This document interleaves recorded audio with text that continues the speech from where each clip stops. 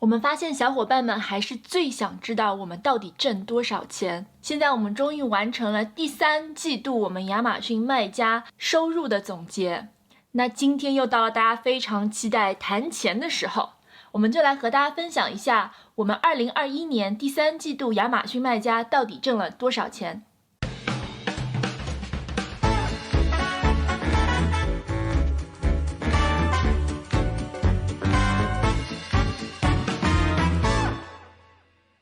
大家好，我是 TC， 我现在在亚马逊西雅图总部就任资深产品经理。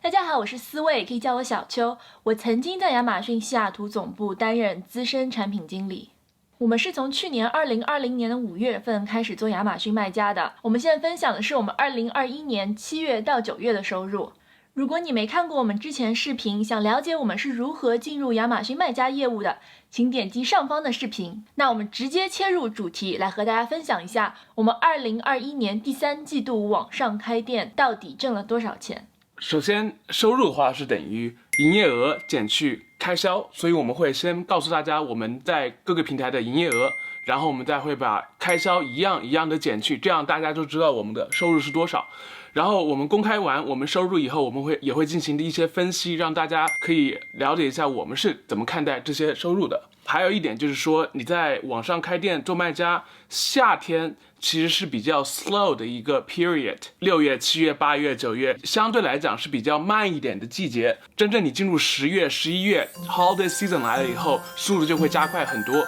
所以呢，大家在看我们这份收入的时候，也希望大家可以 keep this in mind。然后另外一方面，我想讲的是，夏天是网上开店的淡季，这个恰好又是 Airbnb 的旺季，这其实也说明了这种 diversification 的重要性，因为那个 business 是淡季，你这个 business 是旺季，加在一起就正好平均了。对，就是保证你每一段时间都有让你非常开心的时候。对，然后你到了就是说 holiday season 或者是冬天的时候 ，Airbnb 又变成淡季，亚马逊又变成旺季，你这样子就又平均下来了。对 ，TC 就天天在家里面数钱，数得特别开心。这边数少了，他就去那边多数一会儿；那边数少了，他就回来这边多数一会儿。生活如此之美好。好，然后我们亚马逊是在3个平台 ，Amazon、Etsy 以及在 Shopify。我们呢今天就分成3类看我们的营业额。亚马逊美国第1类，然后亚马逊加拿大、墨西哥是第2类，然后第3类我们把 Etsy 和 Shopify 放在了一起，我们分别和大家分享我们在这3个 source 的营业额。首先呢，我们在亚马逊美国7月至9月的总营业额是$27,900，平均到每个月也就是$9,300。我们在亚马逊加拿大和墨西哥的总营业额是$1,300，平均到每个月也就是大概是$430。我们在 Etsy 和 Shopify 上的总营业额大概是$1,600，平均到每个月也就是$530。全部加起来，我们7月到9月在所有平台上网上开店总营业额大概是$31,000，也就是平均下来是$10,300。大家也可以看出来，在这$31,000的营业额里面，亚马逊美国其实占了很大一部分，因为它流量是真的很大。从我们刚才分享的数据，你也可以看出来。所以，同样在考虑网上购物的你，一定不能忽略亚马逊美国这个平台。好了，分享完营业额，我们现在就开始分享我们的开销了。网上开店总共有6个开销，第一项呢就是生产费用。我们7月到9月的产品生产费用大概是$8,100左右。这个生产费用是什么意思呢？就是你中国的厂商把产品生产出来，然后运到美国你家，这个过程中所需要产生的所有的费用，就是这个生产费用，我们也叫它做 DDP Door to Door Price， 这是从中国那个 door 到美国这个 door 需要花的所有的钱 DDP。 大家在和阿里厂商谈价格的时候，也可以去直接问他们的 DDP price 是多少，这样你可以了解这个过程中从生产到运输到美国是需要总共多少费用。第2项费用呢，就是亚马逊的物流费，总共是$5,900左右。这个费用是什么意思呢？就是你把产品给亚马逊货仓，当单下来以后，亚马逊帮你把这个产品 pack 然后 ship 出去给那个亚马逊的顾客，这个过程中所需要的人力费以及那个 shipping 的那个费用。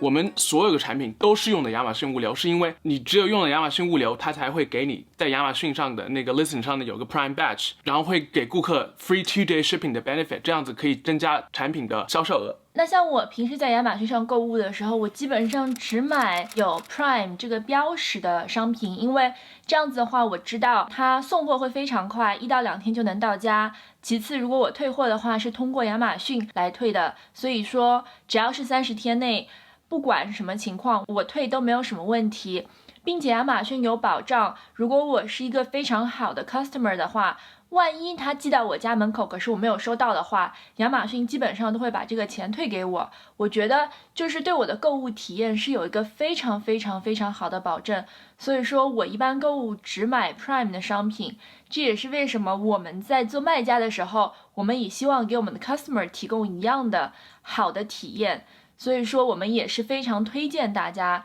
用这个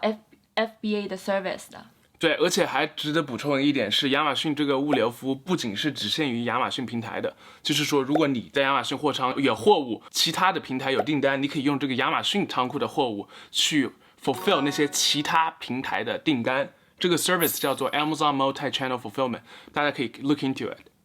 就比如说我们在 Shopify 上开了一家店，然后但是我们不希望自己每次有一个 order 进来，我们都要自己去把这个东西寄出去，所以说我们就利用亚马逊的这个服务来给 Shopify 的 customer 寄商品，这样子也方便了我们的工作流程。接下来第3个费用呢，就是亚马逊的佣金，这个费用大概是$4600左右。亚马逊佣金是什么？就是说你在亚马逊上卖出去一个东西，亚马逊会收一个提成。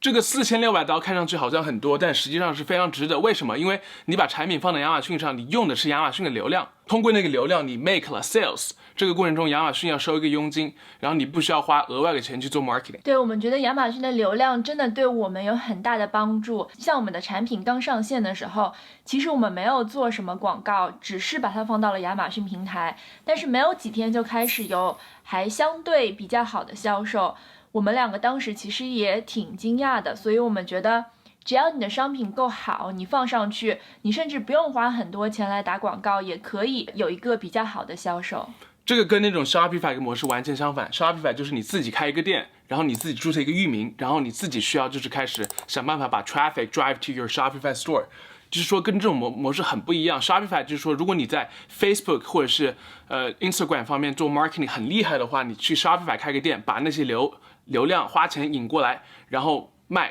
这是最好的模式。但是如果你在 marketing， 在就是说 social media 流量方面没有特别强的话，其实在亚马逊开店其实是最好的首选。还有就是如果你懒的话，虽然我是营销专业，但是我也真的就是不是很有这个体力和脑力来做这个营销。看了我们爱彼迎的视频的小伙伴也知道，懒就是我的人生一大特色，所以我觉得就是放在亚马逊上，你也不用干什么就能卖出去，是一个对我们来说比较好的销售模式。第4项主要开销呢，也就是亚马逊的广告费。虽然你放在亚马逊上不做什么都可以卖出去，但是你也需要有时候打点广告，增加一下你的流量。这个费用大概是$1900。平时你们在亚马逊上购物的时候，你们可能会看见有一些 listing 上面写的 sponsor product， 那个其实就是卖家出钱把那个东西打给你看的。如果你作为一个顾客点进去那个 sponsor listing， 进入那个 product detail page 的话，卖家是要付给亚马逊钱的。这$1900就是我们付给亚马逊钱，让亚马逊去促销我们产品的费用。就是在打这个 sponsor product， 在打广告的时候，你可以选择你要在什么样子的关键词上打广告，或者你要选择在什么样子的产品页面上打广告。我觉得这个是你需要注意的，因为比如说如果在这个页面你的产品已经是在 top 了，你可能就不想要再用这个关键词来打广告，因为本来大家去了这个页面就非常可能第一个看到你的产品，然后第一个花钱买你的产品，那你可能就要去一些输了这个关键词本身你产品不在 top， 可是因为你打广告放到了第一排，别人就更有可能买你的产品，你可能要找这样子的关键词。其实有时候就算你的产品已经是那个 top result， 你可能也会想去买那个关键词，因为是防止别人买。对对，是这样子的。那具体如何选择关键词和怎么选择产品，我们之后也会做单独的视频和大家分享。那第5项费用呢，就是一些其他费用。大概是$2150左右。这个费用包括了我们把产品从自己家寄到亚马逊货仓啊，或者是顾客退货，然后我们需要 refund 那个顾客的那些费用啊，以及就是说我们要给亚马逊物流所花费的一些产品存储费之类的，这全部加起来大概是$2150左右。那其实 return 对商家来说其实是一个还相对来说比较大的 cost。 如果你的产品本身价位比较高，如果你的运输费比较高的话，这个 return 可能对你的伤害是非常大的。所以我们推荐你在做卖家的初期，可能这是第一第二个产品的时候，你要考虑到一些 return 成本不是这么高的产品。比如说我最近买了一个 storage box，其实这个价钱不是特别高，但是它很大，所以它的运输费很高。那如果我买了这个东西，首先商家就要付这么一个相对比较高的运输费，其次我觉得这个产品我没有这么喜欢，我把它退回去了，那商家又要重新出一个这样子的运输费，对商家来说其实打击是非常大的。我们就推荐说，你在做卖家初期，先不要卖退货成本非常高的产品，等你非常熟悉这个流程，知道自己怎么控制这些成本了之后，再去选择这样子相对高风险的产品。对，然后另外一点的话，就是退货它其实就是做电商的一个必须要花的一个开销，所以说你在设价格的时候，你要加大概3%至5%的利润空间进去，去 account for 这个退货所需要的开销，你这样子设出来的那个价格才会比较合理一点。好了，以上5个开销呢，就是所有我们的 variable cost。第6个开销呢，其实就是一个固定开销。什么叫固定开销？就是说这个月不管你卖多少，你都会需要去花的那些钱。这个费用总共是$1170，从7月到9月3个月，然后主要包含了一些，比如说你最开始公司成立一个费用，一个固定开销，比如说你每个月你需要花的一些软件的 subscription， 比如说我们定的 Jungle Scout 每个月$50-60，对不对？这些全部每个月就是说不管你生意做多大都需要花的那些开销，我们叫做固定开销。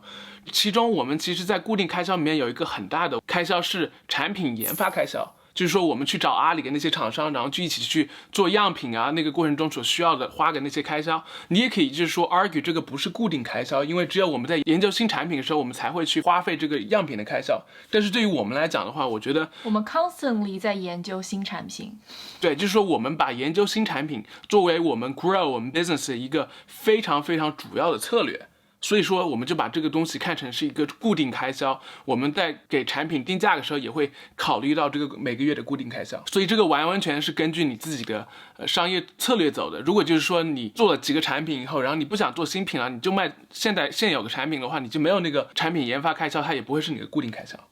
其实我觉得大家可能觉得做卖家产品研发是最困难的一步，但对于我来说，其实产品研发是最有意思的一个部分，因为其实你就在创造梦想，其实你就是在把你自己心目中的一些有意思的想法把它变成现实。当这个产品变成现实了之后，那些流程其实就是我不是很感兴趣的流程了。TC 你看他就是跟大家分享这每一个步骤，然后赚多少钱的时候特别兴奋，但其实每一次我们要做到这样子一个分享 income 的时候，视频其实我都想睡觉，就是我之后的流程和我们赚多少钱就没有这么大的兴趣，而我的兴趣爱好就可能就是研发那一个产品。所以其实每个人的兴趣爱好和每个人的想法是很不一样的。看你如果是比较喜欢研发产品的，可能你要找一个像 TC 这样的 partner， 他对之后的流程都非常非常非常的 passionate。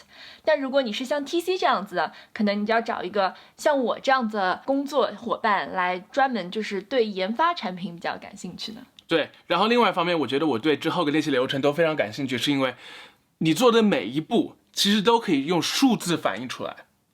就是我们做的所有东西其实都是我们刚才就是在跟你 share 的那些 financial。 比如说如果你做一个流程去检查那个样品，那你确实就可以反映到顾客的退货就比较少，然后退货率少，那个 profitability 就会高。这些很细的细节是都可以从数字来反映出这个东西的价值的。然后再跟大家说一个，其实我本科是数学专业，你能相信吗？你能相信吗？我都不能相信。所以全部的这6项开销全部加在一起的话，我们7月至9月的所有开销大概是$23,800。我们之前也分析了，我们3个平台的总营业额是31000刀，总开销是23800刀，所以其实总营业额减去总开销大概是7000刀，平均到每个月是2300至2400刀。也就是说，我们亚马逊卖家7月至9月总共的收入是7000刀，然后平均每个月是2300至2400刀。所以我们是怎么看待我们这个 summer 7000刀以及平均下来2300、2400刀的收入的呢？就是一片浮云。OK， 除了浮云之外，还有3点，我觉得。第一，我们对这个2300、2400刀的这个增长率是非常非常开心的，因为去年的这个时候，其实我们平均每个月大概是900刀左右，今年就达到了2300、2400刀，就相当于一个150%的增长率。按照这个增长率下去的话，再过几年这个收入会很可观的。第二点呢，我们觉得这2300、2400刀虽然没有特别多，但是很安心，因为这个真的是除了我们工作收入之外的一个很主要的一个收入的 stream。虽然讲现在不是很多，但是它给我们这个家庭的收入真的加了很多 diversity。不管以后发生什么事情，我们都可以 count on 这个收入，因为这是我们自己的生意。然后第3点呢，就是如果你把这个10亿看成一个投资的话，它的投资回报率真的很大。因为前期我们生产这个产品大概就是8000至9000刀，然后6至9个月以后，我们把产品运到这边来，然后卖出去，所有个产品的 cost cover 的同时，我们还挣了大概7000刀。所以也就是说，在8000刀的基础上，你挣了7000刀，相当于是一个80%甚至是90%的 return on investment。所以其实是真的是一个很可观的一个投资。如果你从投资角度来看的话，这也是为什么我们会优先网上开店的这个产品的投资 over 其他的一些投资。那我想小伙伴们一定非常好奇，我们的亚马逊卖家、我们的爱彼迎短租和我们的TC 的工作收入，它的比例到底是什么样子的？然后我们对未来的期望说他们的比例是什么样子的？我们之后会单独做一期这样子的视频和大家分享。其实我自己也非常好奇现在这个比例是什么样子的，因为我只知道我希望它的比例成为什么样子。我们也可以跟大家讨论一下，我们从现在这样子一个比例到未来期许的比例走过去的这个 strategy 是什么样子的，大家也可以给我们一些建议，然后我们一起共同成长。小伙伴也知道，做亚马逊卖家第4季的收入其实是会和前面大半年的收入非常非常的不一样。等第4季过完了之后，我们也会认真的和大家分享一下我们第4季以及和全年收入的比例，这样大家可以更了解做亚马逊卖家整一个年度的收入和就是你的进程是什么样子的。其实录了这么多期视频，我也非常好奇大家到底喜欢看什么样子的视频。比如说 TC 特别喜欢分享这样子的收入啊和很多的流程，而我可能更喜欢分享一些就是我们精神上的交流，我们的一些讨论问题的一些 mental model 和我们2个在争论过程中的一些有意思的 outcome。 就比如说长租 versus 短租这样子的视频，那你们到底更喜欢看什么样子的视频？欢迎在下方留言告诉我们，我们也希望能够做出更多更好的视频来和大家分享。如果你喜欢我们的频道，喜欢我们内容的话，不要忘了订阅、点赞、开启小铃铛，并且把我们的视频分享给你的好友。非常感谢你的收看，我们下期视频见哟，拜拜。拜拜。